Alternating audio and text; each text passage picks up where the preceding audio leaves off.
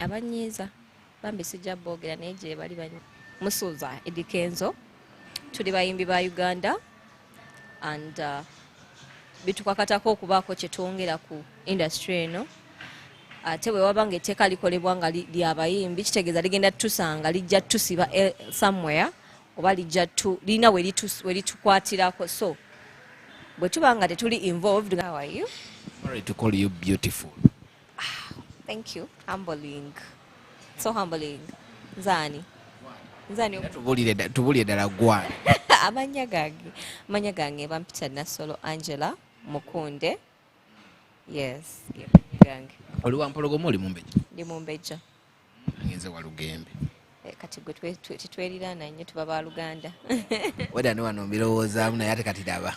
Anyway, kye kiriwo? Tewali nnyo kyamaanyi. Bya bulijjo. Okola mirimu ki? Ndi muyimbi gwe mulimu. Ndi mukazi muyimbi. Otubulire ku ggwe ojja otya mu industry otandika otya okuyimba watandikirawo ebirowoozo bivaawo ogambe nti oyingira endongo? Endongo ndoza nagitandikira kuva nga kyatandika okutegeera nti kati ntegeera mbadde nga nnyimba nga ndi mwana muto. Sikulimba munnaye akaliba akendo twatandikira eyo ng'oyimbayimba waka baga omwana oyo tamala lunaku nga tayimbye so nenkula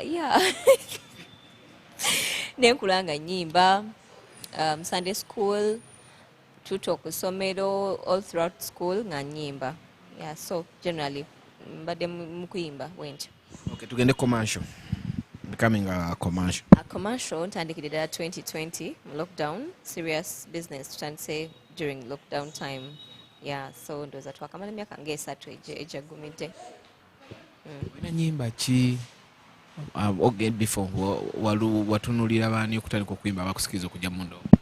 Bwe nali muto nayagalanga nnyo Juliana era nawulizanga nnyo Juliana, nawulizanga nnyo Dr. Jose Chameleone. Bombi oyimbanga?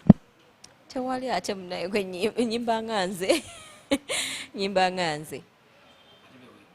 Benegomba nina bye nabalabako bye nayagala naye ate munaye nyimba bulala. Ovaawo okugamba nti noweegombanga Jose Chameleone ebikolwa bye bwebabeeraberabiranga kubirekolwa? Not necessarily ebikolwa naye ennyimba ze like Dr. Jose Chameleone alina eddoboozi eritali common. Abagezaako kati bageze bamufaanana bufaananyi but ffe tukuze tumuwulira ng'ayimbanga ye. Ani amufaanana oyo? Ewe bali clever gye tomulaba kati wakasuka twali twakamuwulira nga tuwulira ayimbanga Doctor. Mulimu n'omwana omulaba mito oba young Chameleone oba yeetaani akasuka edda bw'oba towulidde oyinza okulooza Doctor. Endongo ono biki by'ogiramu ki ekyakusikiriza ogambe nti kwotandika okuyimba kuba buli omu agamba endongo ebintu ebirimu etawaanya biki kyakusikiriza ogye mu ndongo?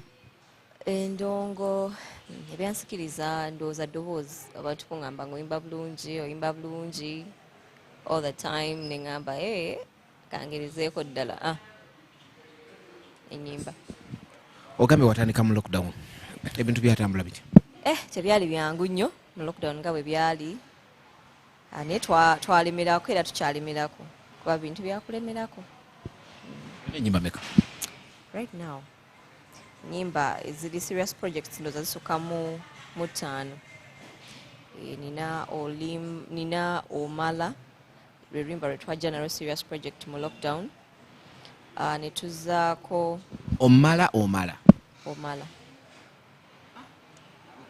ani akulondera tayito? Tayito writer yawandiika oluyimba na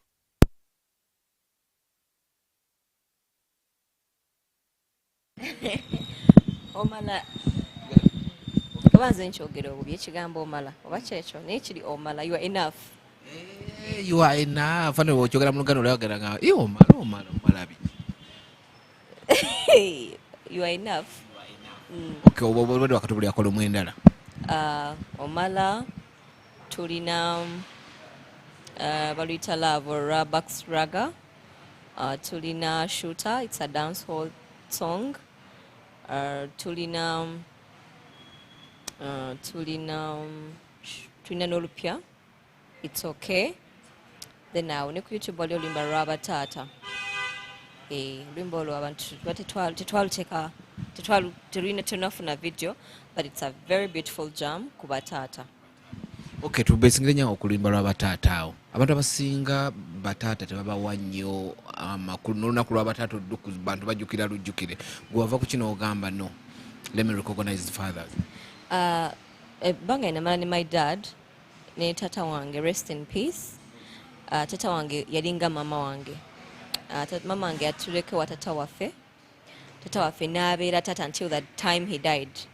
Yeah, so I don't know how life would be singa abadde mulamu, but he was trying to be the both dad and mom, because that time ye yali taata wange ate nga ye mama wange, because abakazi munne nabo bafunamu ebigaana ne basikawo. So nentunula life y'abaana abakuze ne bataata baabwe nengamba singa dadi wange abadde akyaliwo ndowooza ate nandibadde nnyo closer to my dad. Yeah, so ne picturing abaana abakuze ne bataata baabwe nga baliwo abasajja abakuziza abaana baabwe single handedly, naye nga munaye ate tebabatunuliddeeko nnyo, tebaba appreciatinze enough. So nengamba, why don't I do this song? So it's me that wrote the song because it was personal a bit, and then I looked around with abantu abalina abakuze ne bataata baabwe nengamba, let's give them this song. Yeah. So far endongo ebbanga lye wakagimalamu etambula etya yonga yo? Endongo nungi kuba kyenkola nkyagala. Sijagamba nti mbi, nungi wadde era mubaamu challenges here and there, naye ate si bye ebyamaanyi nnyo ebitiisa on my side. Yeah, so I can say it's good. Ate challenges tolina muntu onafuna mu challenges batugamba abaana b'obuwala endongo okuyitawo ogenda ku promotion, simanyi TV, simanyi radio, muganda. Excuse me, kati ekyo ekibuzo nkifuna nnyo, naye ate via that angle sifunye challenges. Actually I'm grateful to God. Sifunye challenges because point yo ino ebire direct nti abasajja tebakutawanyiza mu ndongo era kiri nti tebantawanyiza sifunye just tebantawanyiza ndoza bansase nagamba ambi akotukale olabe kolimba kubanga with your looks oza kungamba nti ekibatu tekiriyo. With my looks no, kati ekirungi ekiriwo actually ekisinga okuchallenginga abawala nganze kubanga toyina team nga toyina management, naye nina management esookayo nze nengoberera. So before you reach me waliwo abantu boyitamu atali omu. So abaana abasinga abafunye challenges ezo yeyeekolera ebintu bye, ate n'ekirala ndowooza era kiva na ku mbeera zo ng'omuntu. Ndi muntu atali nnyo, I know I stay in my lane, I don't cross boundaries. Abasajja nga tebaliiko ebyo, mbu simanyi olina management, simanyiyo. Like honestly abasajja bajja ne bakuwandiikira kama what one ne bagamba nothing one bayitawo kati sifunye challenges ezo z'abasajja. Alina relationship Mbadde siri naye ndabika ntandise ninganga ageza kuteekayo omutwe nengujayo, so I'm not sure if I am in or out. Yes, simanyi oba ndi mu relationship oba sigirimu because omutwe guyingira leero tali totally serious. Noonya, I am searching. kuba noonya kati Kizibu nga bwe nfaanana bwe nti sinoonya naye kubye sinoonya bandi kale nabo tebanoonya. This is tulina challenge mu ndongo, tulinawo federation bino bidde no bidde eri mu abayimbi omaze ebbanga kimu Endongo ndoza roughly emyaka 3 serious like commercial music ndoza emyaka nga 3.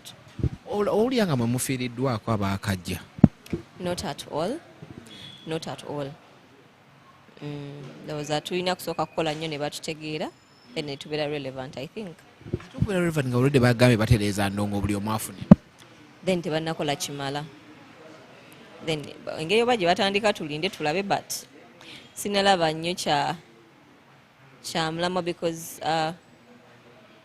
ffe nga ffe tetunaba balaba tulaba bulabi ku screens tebannatutuukirira, so baba bafa ku buli muyimbi then why not us? Lwaki tebannatutuukirira? Because tuli bayimbi, music waffe waali out there, abantu bamulaba, tugenda ku shows, kitegeeza we are registered under the music fraternity ye Uganda. So what tebannatuyita is what is it then? Registering a Muwuma. Muma mwendi. Muma na registeringa. Yes, and I'm a member. So kitegeeza federation yekyalemeddwa youma yabakolera Federation yo nga yo nayo kenyini tenneetegeera. Federation tenneetegeera. So bakyalina a lot to work on themselves abakulembeze ba federation. Si byangu, it takes time. We shall give them that. Until you need to take your time, work on yourselves. Then fe tujja kuba tuwatchinga ekiteredde bwe baterera tujja bajja tutereeza. Ne banaate banateera naffe tebajja tutereeza. abakulembeze baayo bamanyi. Abakulembeze balaba ku TV oba bebba abatuufu kuba sigendangayo. Wali gw'omanyi? Nze mmanyi Kenzo, Shiba oba ne Spice Diana. Mbalaba ku TV ndabako simanyi president, secretary, simanyi treasurer, things like that. Ne siri I'm not so well informed because tebampitanga naye ate nga mbalaba ku TV. Beekwesa nnyo mu kintu ky'okuleeta copyright gw'olowooza bwe kiri? Waliwo ekitali kiri awo. Ebintu ebyo ekituufu kiri nti copyright already waddewo abagirwanirira. When I was listening to the woman president Cindy yagamba copyright ebadde mu pipeline already, etteeka gye liri bali mu kulongooserezaamu. Kati gwe bw'ojja ate n'otakkiriziganya naye yatandika run. Gwe n'ogamba nti ate yatandika run at their side. Gw'orunninga ate run oli gyali yatandika. Omuntu manto ebeera ku muntu eyatandika ekintu. So bw'abanga ebigendererwa byabwe byakutereeza music industry, balina okuba nga bakwatagana n'abawuma, because nali ndaba president wa Wuma Cindy ng'atunnyonnyola how the copyright has been in existence, just beetaaga kutereeza. Kati so ne Dr. Hilderman I watched him ng'annyonnyola etteeka gye liri baagala libacking up. Kati gwe bw'ojja no bano abasigadde ne badda ebbali abazze kiringanga bw'ono training omwana wo okukola ekintu ate later on oli n'avayo nga mu company yo yennyini ate n'agamba nze boss ate gwadde olina go traininga. So kuba kuyisaamu maaso nannyini lugendo olwo. So abawuma batandika olugendo. Dr. Hilderman babibaddemu, bano bazze already ekintu weekiri, sinti tetukiwulirangako, sinti kipya be bakireese. We know what copyright is and we've been following up. So if they want to add on the industry, they should first of all respect the former presidents ababadde barwana olugendo kuba si byangu. Kati gwe bw'ona olwaninga wekka lujja kumenya nnyo. So ba federation bakwatagane n'abawuma. Kuba nalabako Cindy ng'agamba bamugjayo nga kakaaba. Ne ŋŋamba president wa Wuma tebamubazeeyo mukaabo nti abeera nnyo mu nkondo. I don't know how she took off, but engeri gy'annyonnyola yagamba yavaayo nga giwunye. Kati ne neebuuza ekintu ekizza okugatta industry bwe mba musobola okuyisa president w'abayimbi bwe mutyo, kati ffe baakulembera okitegeera. Ne mbaamu awo wokka we nafuna obutabakkiriza ne ŋŋamba what's going on, kiki nendera nga waliwo ekitali kituufu, kubanga ozze mu mutima mulungi oyagala kutereeza.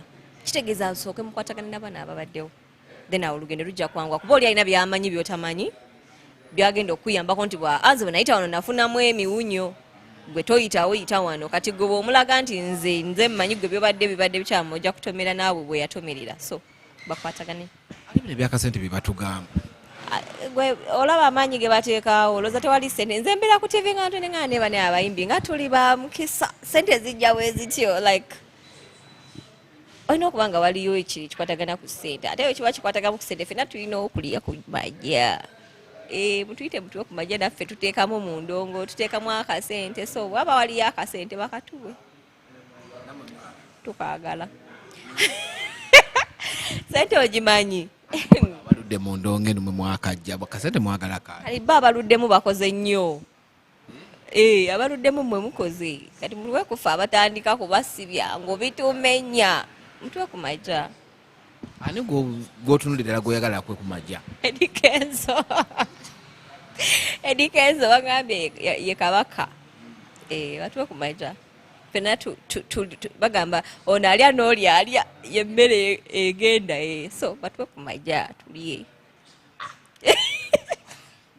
ate bakulya okubaawo okulya mwendi nabikubuuza ebyo mu amajja ge wabadde oyogerako gali gogambuuzizza gongambye wagambye waliyo amajja nange neŋŋamba nange mpulira waliyo amajja naye sirishuwa mukama waffe wagabaayo tuli bwana buto obwetaaga ku kajja nasolo oli mwana wa buwala wangambye oli mulaavu naye mwe musinze ddala okuzaala siri mulaavu ogivuddemu atama nyivudde nageze tunamu nga ndaka n'ekigambo laavu netaaga okuddamu ekyetegereza obulungi nga sina nakyogera ennaku kuba tubeera mu kintuntu for survival naye nga olina gwewepiica naye kwepiica nakuvaako nakulekera gravity nakulekera gravity itiridde okugaba abaana b'abasajja bakazi abaana tulina obbagaba ewali akajja omwana omugabe wali akajja afune life ebisigale tunaabiraba eyo ndiba gyakala otuuka naye si kirungi wabula nga kirungi n'omwami gwe nalaba ku tiktok omwami namufollowinga kuko ku mawulire sometime back ng'alina akaana ke kamu ka buwala akataddemu nnyo alabiridde omwana bamulekera wa 2 years but a few days ago namulaba ku tiktok okwo nga bamutuletedde okuva DNA we yavayo ng'omwana si wuwe bwe yali afaanana kati bwafaanana nga you really owulira ennaku ku mutima n'ogamba naye abakazi kiki mufaati bamugamba nga agenda osale ku mugejjo nga tawulira omukazi n'amutemerawo paasi n'amuggyako omwana yakimukola naye tali bulungi actually tali bulungi era siwagira mukazi kukola such an act.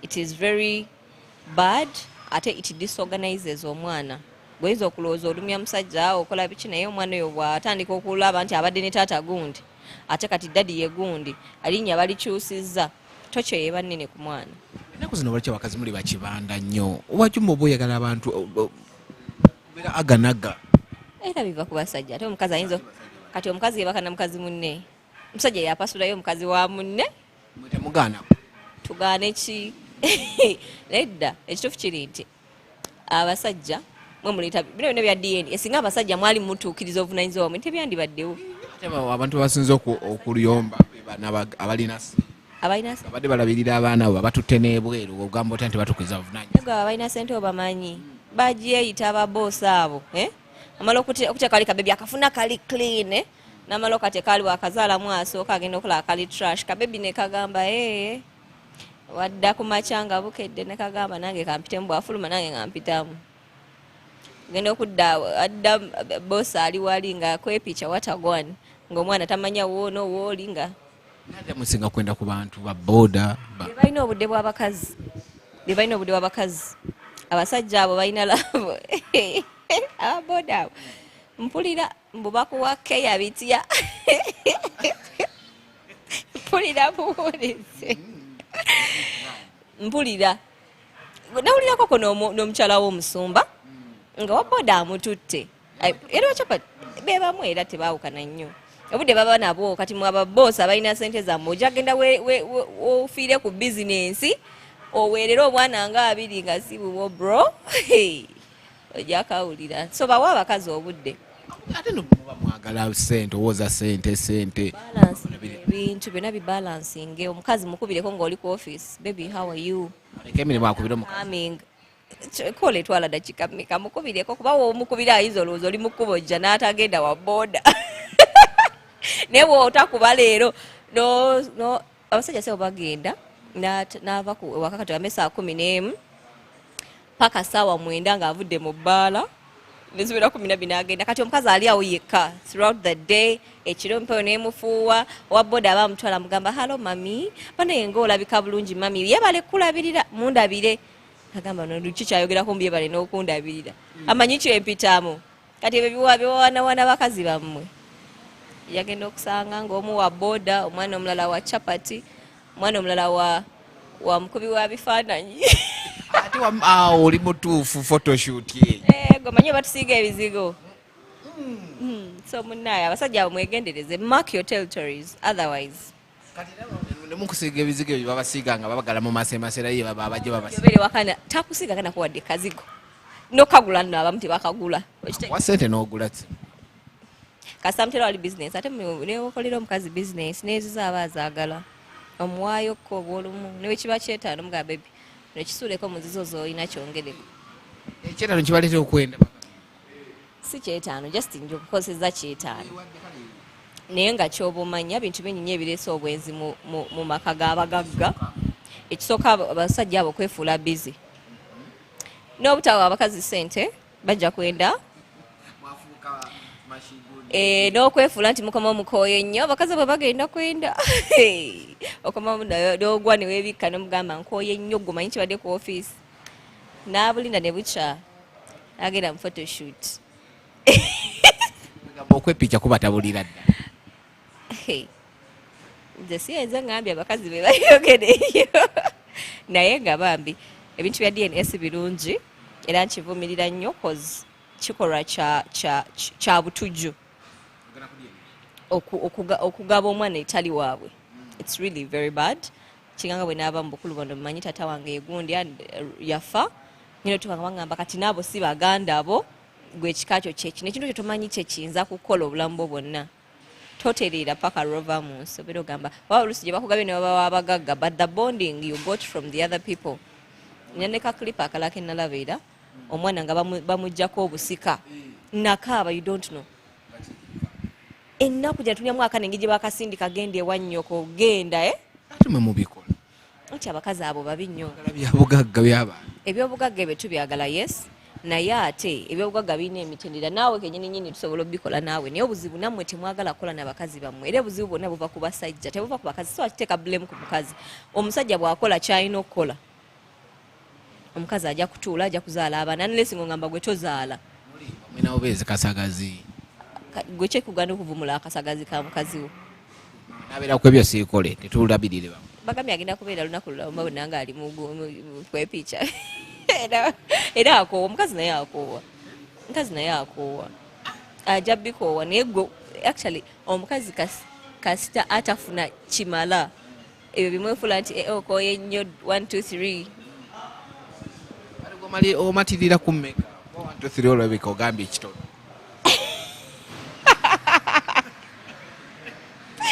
wabula ekyo ekibuuzo kiyise ekyo ekibuuzo kiyise kuba sina ansa 1 2 3 tekimala no actually nze nkozesa cause nze ni muwala ntegeera how things are so naye nga kyekitegeeza muba olina kutwala oba mirundi lulanda what time when you're doing anything. Wandiyagala omuntu gwe nga gwe omusajja akuyisa atya mubeere mutya mu maka mu relationship? First of all you have to respect your woman. Buli lwoba ne respect nange nga bwe nina okurespecting omusajja alina okuba ne respect eri te ekirese obuzibu basajja kusuulira buvunaanyizibwa bwabwe.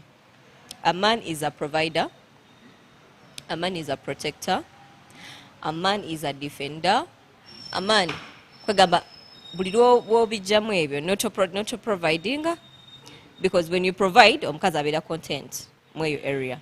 When you protect ojja kumanya mukazi wa atambula ate atambuliddewo wefuga bye baliyita fuga bbi sajja nnunda it's not fuga era n'omubuuza oliwa ng'awoza nti atandise kati nekya kyenamala okulaba nkuze kankyogere nkijja eri mu nkuze ntya omusajja family yo bweyagala ebeere ye picture gy'ogenda okubuildinga from the word go naye gwe buli lwotandika okubanga oneglectinga amaka go olabikako lwoyagadde odda bukya tebakubuuzaako gy'ova tonnyonnyola ku mukazi wondi eno omukazi oyo omuwadde space ekola byayagala.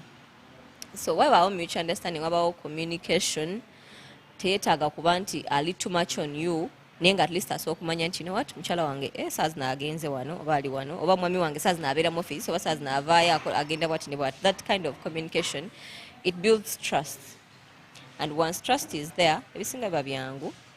Mulimu n'abakazi niwe abatali bangu sijaga nti basajja bokka balina ensobi n'abakazi abamu abaakula batyo nga bo baakula batyo gye bali naye era abasajja basinga okuleeta ebizibu ebyo.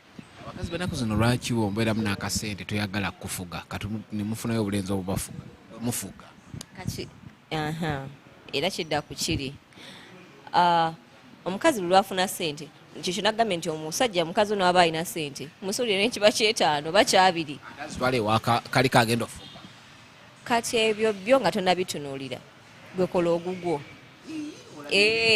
anti olaba disrespect eyevaawa omusajja okubanga omukazi afunye sente ze talya ku sente za musajja, she takes care of herself.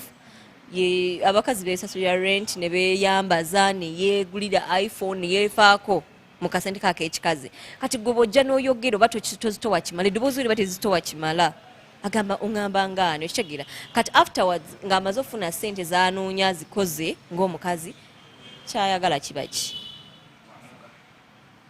Genda omuwulira kuba nammwe abasajja muba n'essente mwagala abawulira.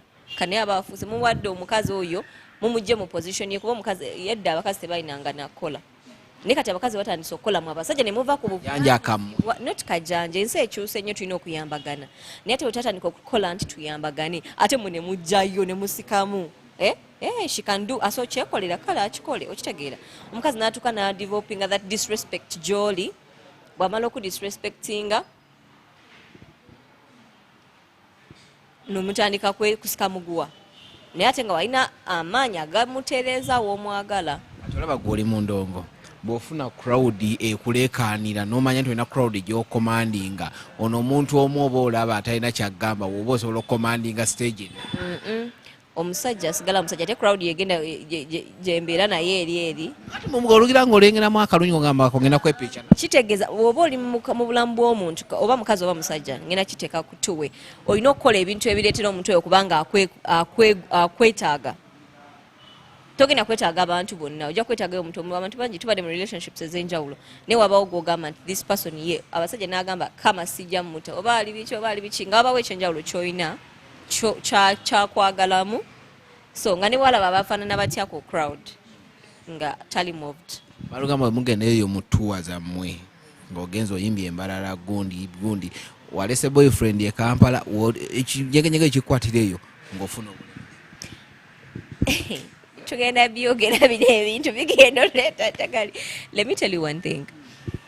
Omukazi yenna buli lwali emmere, you understand my point, nakuta kimutwalira another I think 1 month or 2 nga ali satisfied. Kati mweyiriddayo ku kyekyo nabaga yes like real eating. My brother watching at this show, bw'oba oyagala mukazi wo sina bayimbi tokiteka kufefeka. Abaana bangi waluna n'abaana abatali bayimbi naye nga bakuba zituwo bazibaca. Even the other aspect omuntu ye kasita olya emmere n'ekukuta kasita we yes kale tubyogere bulungi kasita weepiica n'obeera satisfied ojja kulaba nga omutima gwo guli oli content ng'oli content okujjako abaana abalina wakayisa kaki abo be beetaaga eddagala naye bw'aba nga ali kwalala ali ku nnomo omukazi alya n'akuta. Give your women time, feed them bakute.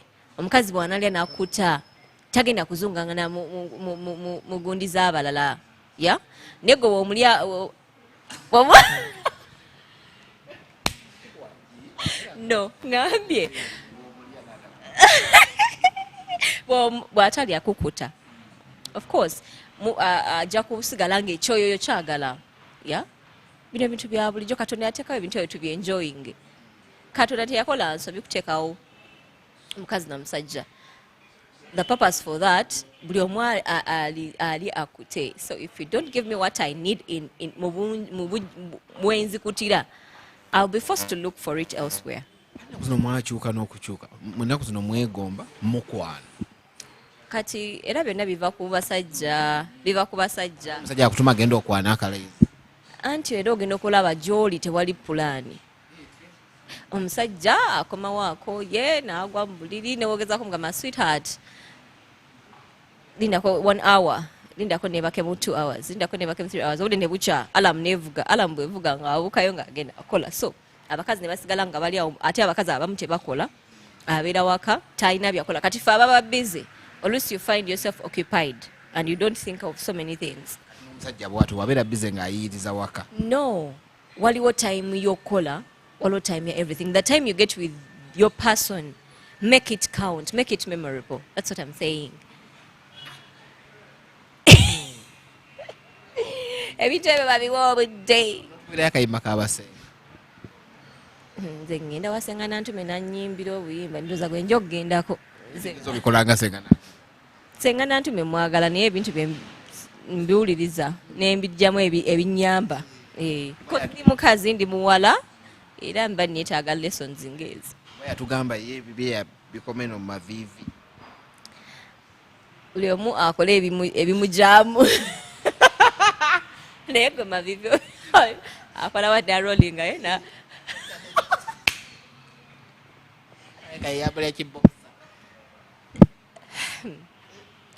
Tumuwe ekitiibwa bwe biba bituufu kubanga gasi byangu. Tugatuzeeyo ku ndongo weetegesa otya mu ndongo okulaba nti nno nawe otuuka okubanga buli lukuŋŋaano oluyitibwa ko wagambye bagaana obayita nga buli lukuŋŋaano oluyitibwa erinnya lyo libeerako ku be bayise. It's a matter of time. Everything has time. Wano wansi w'enjuba buli kintu kirina obudde bwakyo. Naabo bennyini si bwe baali tebatandikirawo bwe baali. Naye nga bwe tuli mu lugendo lw'okutuuka we twagala okubeera twewa ekitiibwa. Bw'omanya nti omuyimbi gundi gyali bw'oba okola ku nsonga z'abayimbi, abayimbi bonna babeere involved. Oyinza okumbuusa amaaso nga nyinza okugamba akagamba agamba naye akawala kali kawadde point. So mu industry muno buli omu awe mu n'ekitiibwa bwe kiba nga kikwatagana ku bayimbi. Let all artists be involved. Buli omu alina kyagatta kubagamba ne gw'ozadde. Muyimbi ki bwe wandiikadde okolako nabo nga obuntu lulya lugamba bwe mba nkoze naye kintu kiba ki? Bangi naye sofa benjagala okukola nabo ngenda kukola nabo. Sijja bba mentioninga ku camera naye nga benjagala. Mulimu era ne collabos eziri mu pipeline already.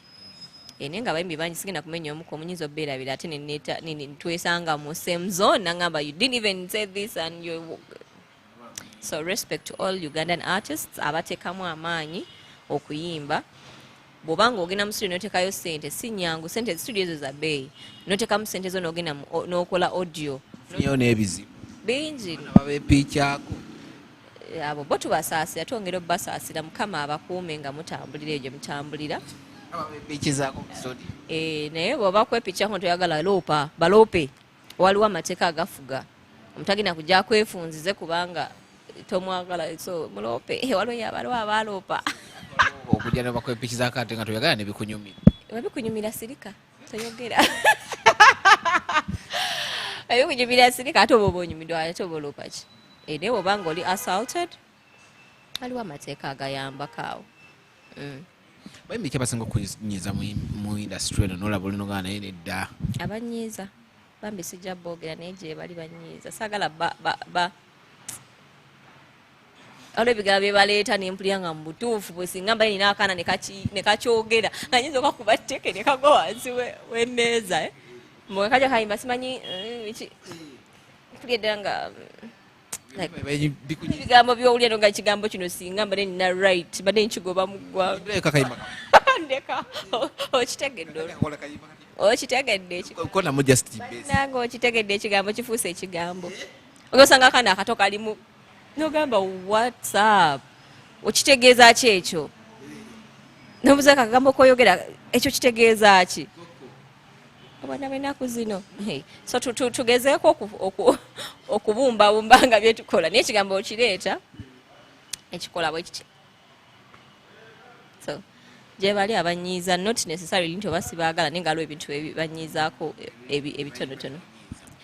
Mubaamu ebimu mubaamu byennyumira ne mubaamu ebimu naye kale nekindetera kubanga oyo ye naayimba enva yaziyimba enva ebijanjalo yabiyimbako empuuta. Ayagala nnyo okulya. Ayagala nnyo okulya. Gravity ayagala nnyo okulya. Gravity alina omululu. Kuba buli linva azimbyeko si gogamba yimba ebijanjalo ayimbye ennyama. Bagende bakube picha. Abitalaka alina omululu. Lwaki oyimba ku nva zokka? Kulya eva kulya mu buli aspect y'okulya agiyimbako, buli kiriibwa kiyimbako. Oda gwoga. Oyo siminaako tabu. ayimba ebintu bye siminaako buzibu. Your remarks within the industry? My remarks, nja kudda nnyo ku kya federation. Dear President Musuza Eddy Kenzo, tuli bayimbi ba Uganda and bitukakatako okubaako kye twongera ku industry eno. Ate bwe wabanga etteeka likolebwa nga lyabayimbi kitegeeza ligenda tusanga lijja tusiba somewhere oba lijja lina we litukwatirako. So bwe tubanga tetuli involved nga tubirabako TV nojeno kati nga bwojja nombuuza kati nandibadde nina clear information jempa abantu because nandibadde nibaddemu mu meetings zaabwe obanga I have an information, but right now I watch them on TV. Nempulira nga maybe singa nabaddewo I would give an idea or two because negooza ddi nakugambya kubira ngoma nozina waliwo ebibogera noga kale singa twaba so nitubogeramu bwe tuti because nawe owulira ng'ogamba industry eno nange tugibaddemu nga tulaba abakuze ba Dr. Jose Chameleon ensobi ze bakoze ffenna tuziraba nogamba kale singa nalina right nandikyusiza kyonna kino. So abakulembera federation batuukedderako buli muyimbi wa Uganda. Bwebanga federation ya Uganda yonna ffenna batutuukeko. Ffe tulina ba mu Kampala kati ate abeeri banabatuukako bati abeewala nga ffe abamu abali mu Kampala tebanatulaba. Yeah, so kyonna kye baplanning nga tubeere involved. Ekirala nenyongera ndowooza ogambira kwewa kitiibwa, tuwe buli muyimbi ekitiibwa. Abayimbi abakadde n'abapya buli omu aweebwa ekitiibwa kye. Ebyokwebashinga ate ogenda okulya simanyi oli yavuddeyo yadiisinze gundi.